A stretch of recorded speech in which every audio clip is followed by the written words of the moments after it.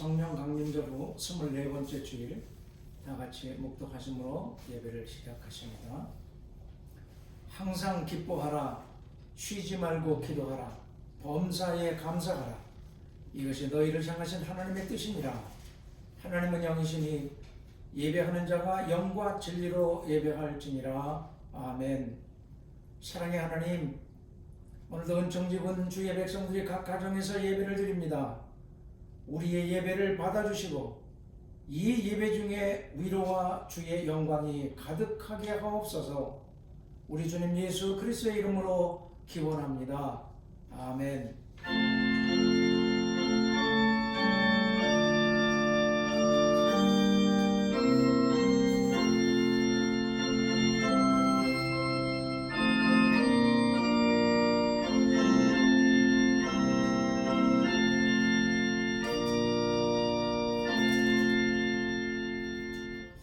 85장을 찬송하십니다.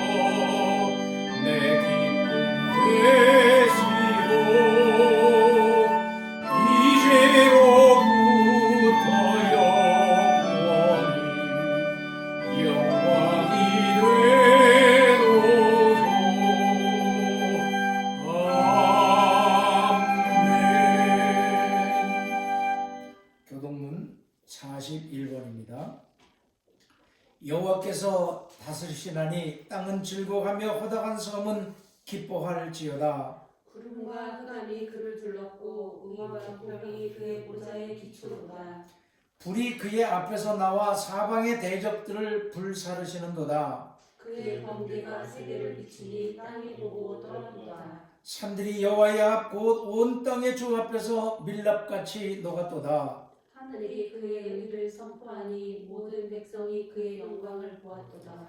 조각한 신상을 섬기며 허무한 것으로 자랑하는 자는 다 수치를 당할 것이라. 너희 신들아 여호와께 경배할지어다.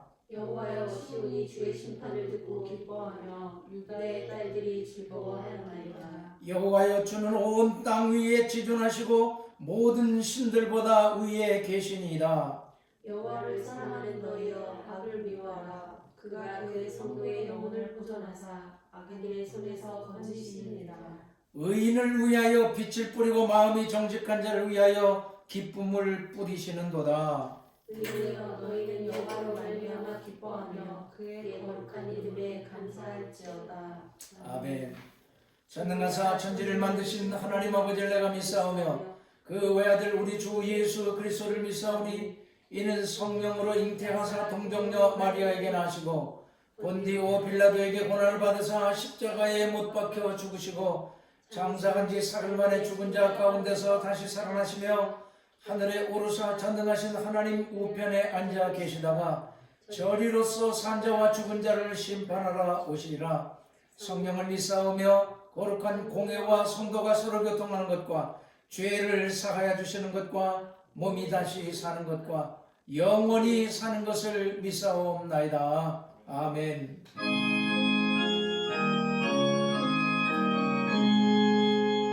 만복의 근원 하나님 온 백성 찬송 드리고 저천사여 찬송하세 찬송 선무 성자 성령 아멘. 이제 다 같이 기도하시겠습니다. 인생들의 생사화복을 주관하시는 하나님, 오늘도 거룩한 성의를 예배하시고 주의 백성들을 부르시어 하나님을 예배하게 하시니 이 예배가 하나님께 영광이 돌려지게 하옵소서. 지난 한 주간 동안 세상에 살면서 지었던 주홍 같은 죄와 허물을 고백하오니 우리의 죄악을 따라 갚지 마옵시고 동이 서에서 먼 것처럼 우리의 죄를 옮기시고 사하여 주시옵소서. 그리하여 우리가 드리는 이 예배를 받아주시옵소서. 하나님, 역병이 다시 창궐하여 우리의 삶과 예배를 위협합니다. 주께서 안전하게 하시고 우리를 이 환난 가운데서 지켜주시옵소서. 졸지도 아니하시고 주무시지도 아니하시는 하나님께서 능력의 팔로 보호하시고 안아주셔서 머리끝 하나라도 상합이 없게 하시옵소서. 사랑하는 성도들이 여러 위기 상황 가운데서 삶의 어려움 당하지 않게 하시고 우리를 주께서 예비하신 푸른 초장과 맑은 물가로 인도하시옵소서. 우리가 세상의 파도를 보며 두려워하지 않게 하시고 환경을 보며 낙심치 않게 하시며 오직 주만 바라보며 믿음의 길을 걷게 하시옵소서. 이 예배를 통하여 지친 영혼들을 위로하시고 고단한 영혼에 생기를 불어넣어 주시옵소서. 이 교회를 주님의 능하신 손에 맡깁니다. 주님 세우신 교회이오니 주께서 이 교회를 붙잡아 주셔서 음부의 권세가 이기지 못하게 하시고 성령의 권능으로 충만한 교회가 되게 하시옵소서. 온 교회가 하나님의 말씀의 권위 앞에 무릎 꿇고 순복하게 하시고 하나님의 다스림을 기뻐하는 교회가 되게 하시옵소서. 세상의 빛이 되게 하시고 어두워져가는 시대에 방향을 알려주는 등대 같은 교회가 되게 하시옵소서. 주님, 우리를 도울 헌신된 충성된 자들을 보내주시옵소서. 그리하여 이 교회가 이 지역에서 굳게 세워지고 땅끝까지 나가 교회에게 주신 사명을 감당하게 하시옵소서. 감사의 절기입니다. 우리에게 감사가 넘치게 하시고 죽음의 파도가 삼키는 환난 가운데서도 지켜주시고 은혜 베풀어 주심을 기억하며 하나님께 감사하게 하시옵소서. 오늘도 땅끝에 나가 전도하는 전도자들을 기억하시고 함께 하시옵소서. 예배하는 곳곳마다 주의 영광이 가득하기를 소원하오며 이 모든 말씀 우리 주님 예수 그리스도의 이름으로 기도드립니다. 아멘.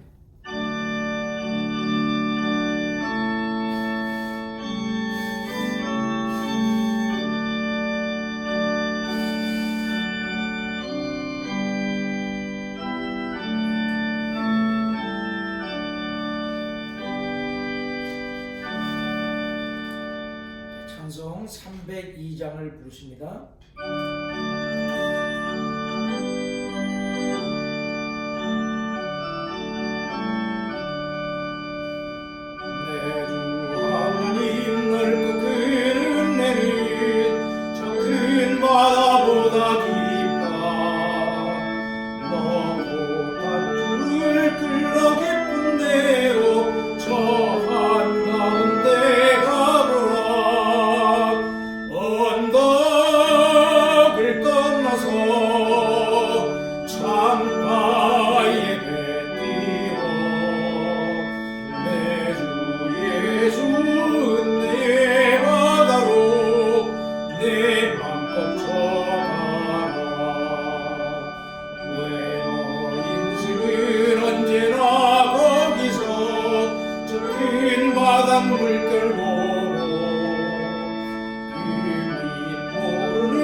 깊은 바다 속을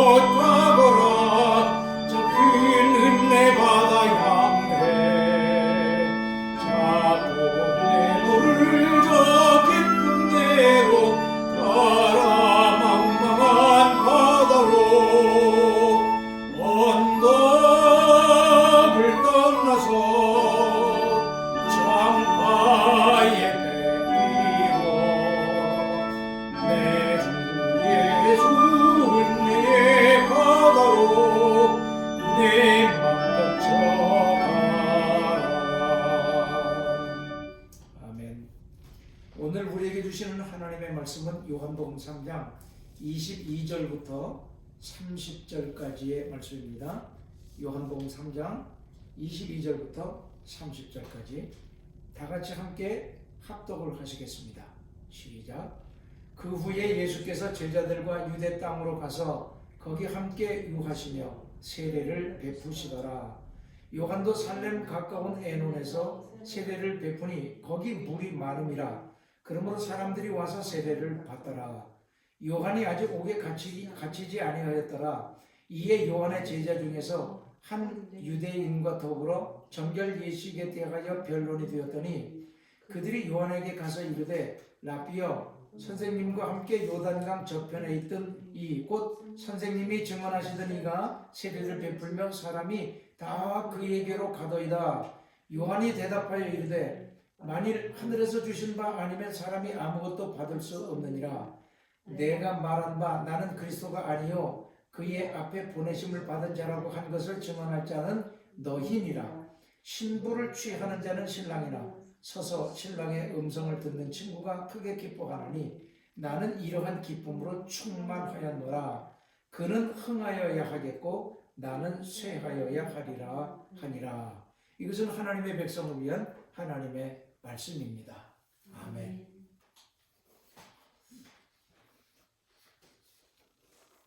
오늘은 성령 강림절 후 24번째 주일입니다. 오늘도 각 가정에서 예배 드리시는 사랑하는 성도 여러분들에게 하나님의 위로와 성령 충만하심이 함께 하시기를 축원합니다. 오늘 읽은 본문은 세례 요한의 제자가 스승에게 와서 예수님의 사역을 불평하는 내용입니다. 여기는 어떤 진리가 있을까요? 함께 생각해 보며 은혜를 나누려고 합니다. 본문은 세례 요한의 사역과 예수님의 사역이 잠시 겹치는 상황을 기록하고 있습니다. 요한도 세례를 베풀고 예수님도 세례를 베풀었습니다. 그러자 이전에는 세례 요한에게로만 갔었던 사람들이 이제 예수님에게로 더 많이 갑니다. 그 광경을 본 요한의 제자들이 이렇게 말합니다. 표준 세번역으로 보니까 요단강 건너편에서 선생님과 함께 계시던 분, 곧 선생님께서 증언하신 그가 세례를 주고 있습니다. 사람들이 모두 그에게로 모여듭니다. 이 말 속에는 사람들이 다 예수께로 가니 어떤 대책이라도 세워야 할 것이 아니냐고 요한의 제자들이 그를 충동하고 있음이 암시되어 있습니다. 이것이 인간의 한계입니다. 요한의 제자들도 소위 하나님의 일을 하는 사역자들입니다. 예수님은 인류를 구원할 메시아로 세상에 오셔서 하나님의 뜻을 이루어가고 있는 중입니다. 요한과 그의 제자들의 사역과는 비교될 수 없는 엄청난 사역입니다. 그런데 제자들이 하나님이신 그 예수님을 지금 시기하고 질투하여 스승을 충동하고 있는 것입니다. 참으로 어이가 없는 일입니다. 그런데 이런 현상은 사람들이 모이는 곳에서 흔히 일어나는 일이요, 늘 사람들이 하는 일들입니다. 사람들은 하나님의 일을 한다고 하면서도 서로 시기하고 질투합니다. 개별적으로는 역부족이면 그룹을 형성하고 지도자를 내세워 그 지도자를 충동합니다. 그래서 갈등을 야기시킵니다. 관심이 다른 것에 있기 때문입니다. 하나님의 일을 하는 자들은 하나님의 뜻만 생각해야 합니다. 하나님만 바라보아야 합니다. 그래야 모든 갈등으로부터 벗어날 수 있게 됩니다. 교회에 나오는 이유는 단 한 가지, 예수 때문이어야 합니다.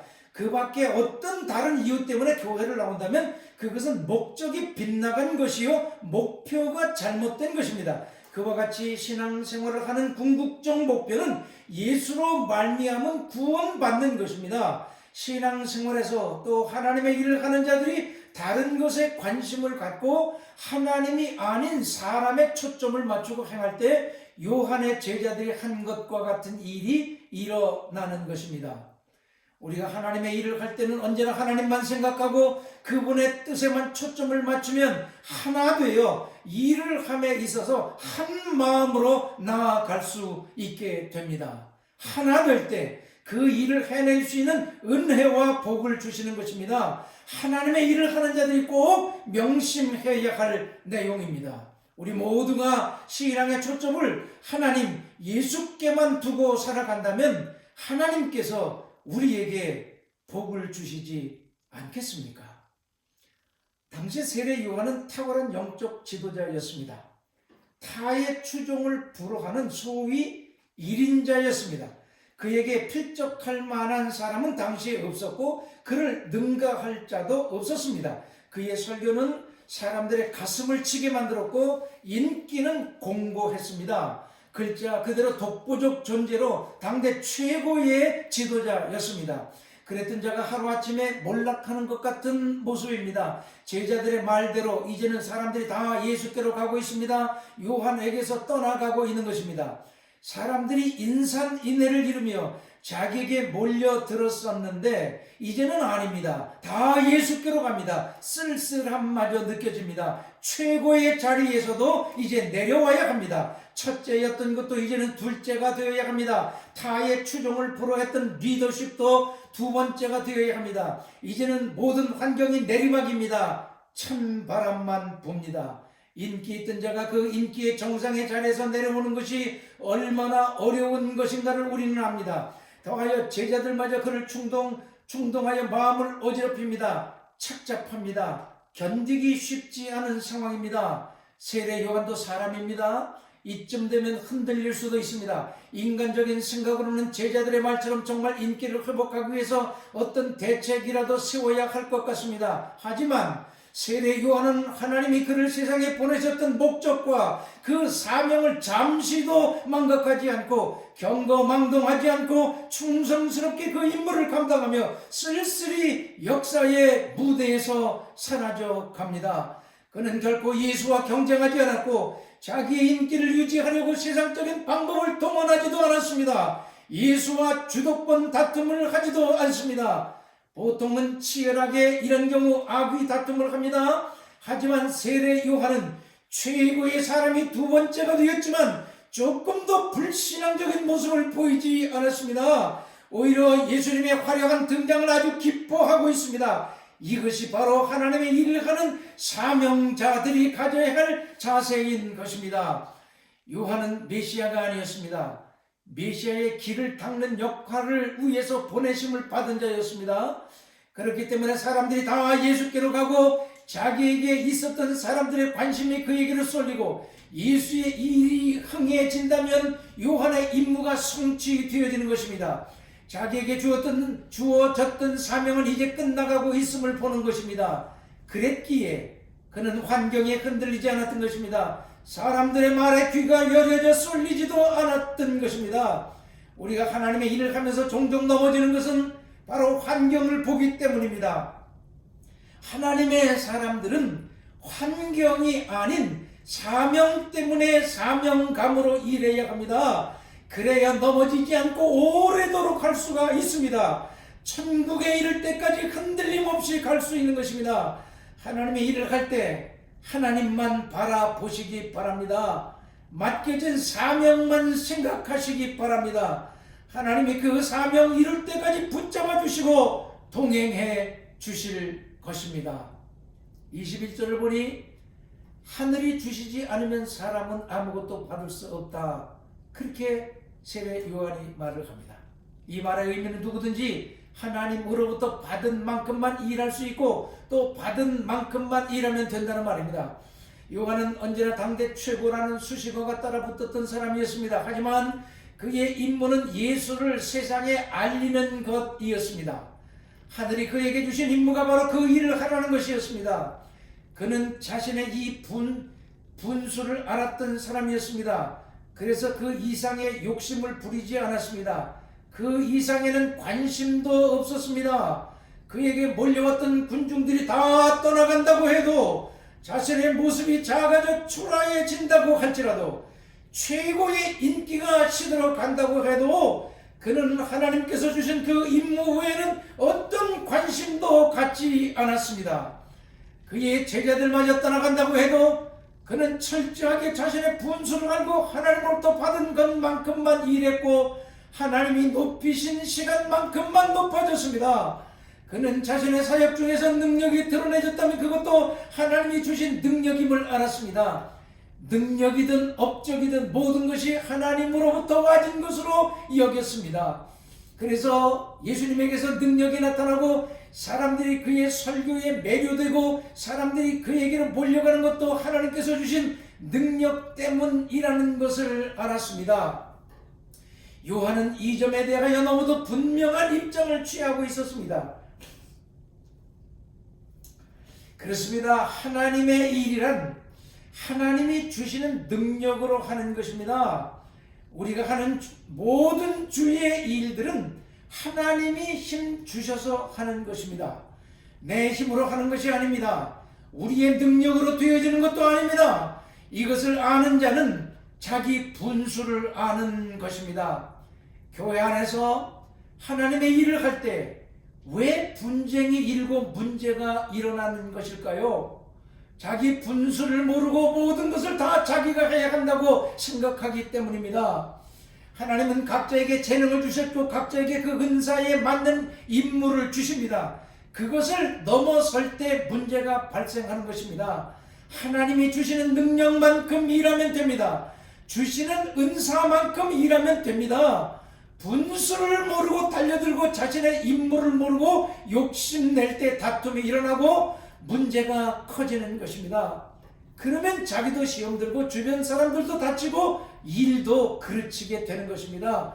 이것을 알고 자기 분수를 지켜가는 자가 참된 지도자의 모습입니다. 우리가 다 하나님의 일에 그런 리더들이 되어질 수 있기를 주님의 이름으로 축복합니다. 신부를 취하는 자는 신랑이나 서서 신랑의 음성을 듣는 친구가 크게 기뻐하나니 나는 이러한 기쁨으로 충만하였노라. 요한은 또 29절에 그렇게 말하고 있습니다. 요한은 예수로 인하여 크게 기뻐했다고 말합니다. 사람들은 기뻐하는 이유가 다양합니다. 기뻐하는 내용을 보면 기뻐할 만하다는 것을 알 수가 있습니다. 그처럼 기뻐할 때는 다 기뻐하는 이유가 있습니다. 수입이 많아지면 기쁩니다. 세상에서 지위가 높아져도 기쁩니다. 일이 잘 풀리면 말할 것도 없이 기쁩니다. 아이들이 잘 되어도 기쁘고 누가 조금만 칭찬해줘도 날듯이 기쁩니다.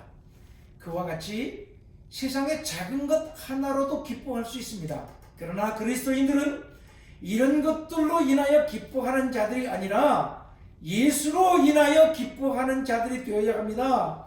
세상 것들은 다 지나가는 것이지만 예수는 영원하신 분이요 우리에게 영생을 주시는 분이시기 때문입니다. 세상의 기쁨은 그 기쁨을 주었던 환경이 지나가면 동시에 그 기쁨도 다 사라져 버립니다. 기쁨을 주었던 조건들이 사라지면 기쁨도 함께 사라지는 것입니다.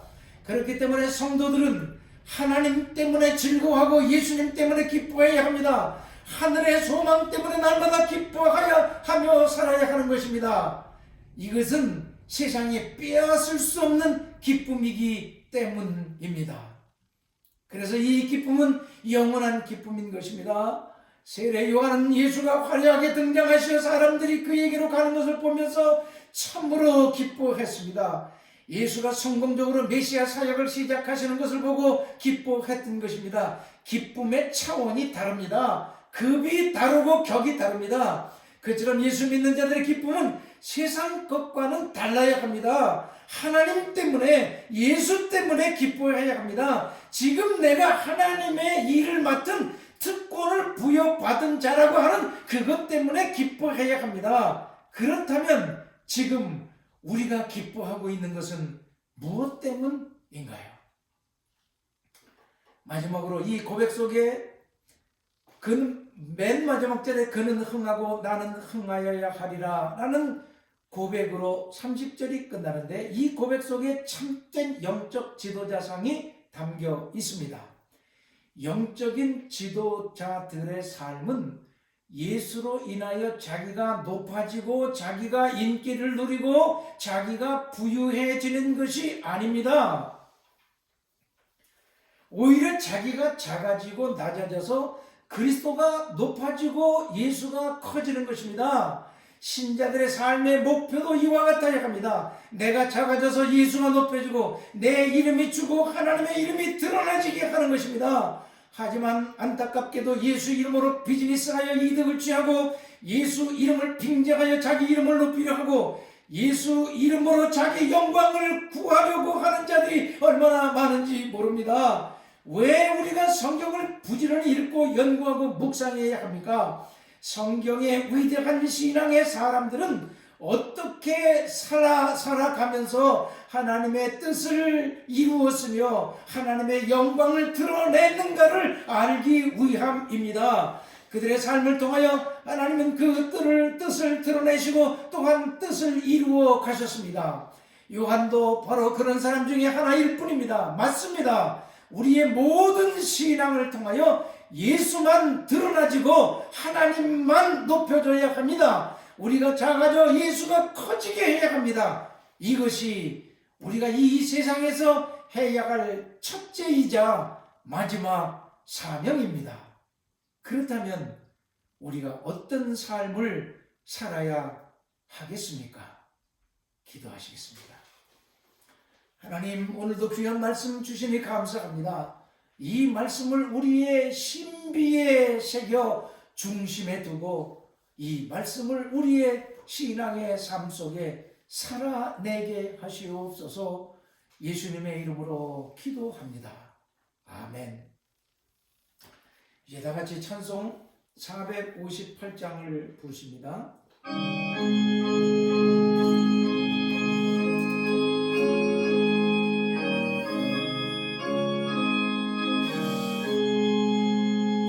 너의 마음에 슬픔이 가득할 때 주가 위로해 주시리라. 아침 해같이 빛나는 마음으로 너 십자가 지고 가라. 참 기쁜 마음으로 십자가 지고 가라.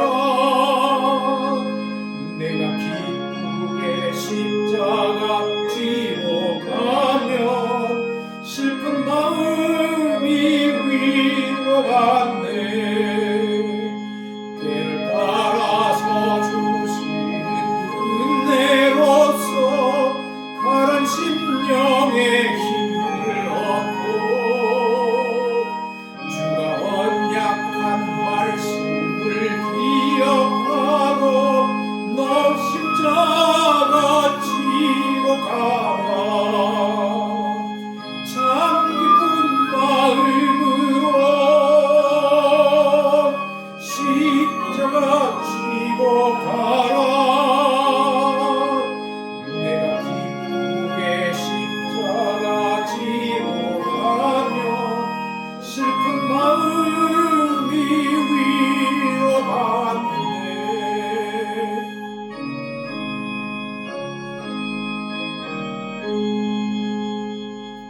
내가 맡은 일 성실히 행할 때에 주님 앞에서 상 받으리. 주가 베푸신 은혜를 감사하며 너 십자가 지고 가라. 참 기쁜 마음으로 십자가 지고 가라. 내가 기쁘게 십자가 지고 가면 슬픈 마음이 위로받네. 아멘. 이제 헌금 시간입니다. 준비하신 헌금을 다 드리시고 드리신 헌금 위에 손을 얹고 다 같이 기도하십니다. 하나님, 오늘도 주의 백성들이 하나님 앞에 나오면서 빈손으로 보이지 않고 우리에게 주신 물질을 구별하여 주께 드립니다. 우리의 믿음의 고백이 담겨진 이 예물을 받아 주시옵소서. 모두가 힘들게 살아가는 이 민생활 중에 주께서 얻게 하신 물질 11조로 구별하여 드립니다. 주께서 언약하신 대로 하늘문을 열고 싸울 곳이 없도록 부으시고 저들의 삶을 창대하게 하시옵소서. 그 신앙이 후손들까지 대를 이어 자손 천대까지 복을 받는 자들이 되게 하시옵소서. 감사 예물을 드리는 자들에게 때마다 일마다 감사거리가 넘쳐나게 하시고 아무것도 감상할 수 없는 캄캄한 밤과 같은 상황 가운데서도 하박국 선지자처럼 감사하며 살게 하시어 감사하는 자들에게 약속하신 복이 저들의 삶에 충만케 하시옵소서. 과부가 두 그릇돈을 정성껏 준비하여 드렸듯이 주일 연도를 준비하여 드리는 자들의 그 믿음도 흠령하시고 풍성한 복으로 채워주시옵소서. 이 예물이 닿고 쓰이는 곳에 하나님의 나라가 이루어지게 하시고 회복과 치유와 생명의 역사만 나타나지게 하시옵소서. 우리 주 예수 그리스도의 이름으로 감사하며 기도드리옵나이다. 아멘. 이제 교회 소식 전해드립니다. 다음 주일은 11월 15일 22일 주간은 추수감사주일입니다. 올해는 모두가 힘든 시간을 보냈는데 그렇게 감사할 것이 더 많습니다. 생명을 지켜주시고 안전하게 여기까지 오게 하신 하나님의 은혜, 힘든 중에서도 살아가게 하신 크신 은혜를 기억하며 최선을 다하여 감사드리는 날이 되시길 바랍니다. 그래서 다음 주일 추수감사주일로 지키는데 성전에 나오시는 분들은 나오셔서 예배드리시고 나오지 못하시는 분들도 감사가 넘쳐나는 최선을 다해서 하나님께 감사드리는 그런 감사주일이 될 수 있기를 바랍니다. 감리사님의 요청으로 구역회가 12월 13일 주일로 연기되었습니다. 이 구역회를 위해서 기도해 주시기 바랍니다. 각 가정에서 예배를 드리시는 분들을 위해서 영상 예배를 별도로 녹화하여 보내드리고 있습니다.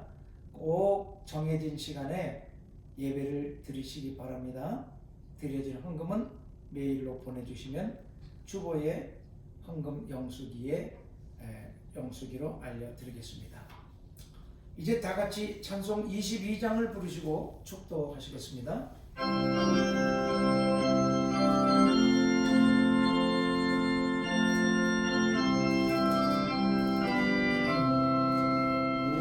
우리 다시 만날 때까지 하나님이 함께 계셔 군계로서 인도하며 도와주시기를 바라. 다시 만날 때 예수 앞에 만날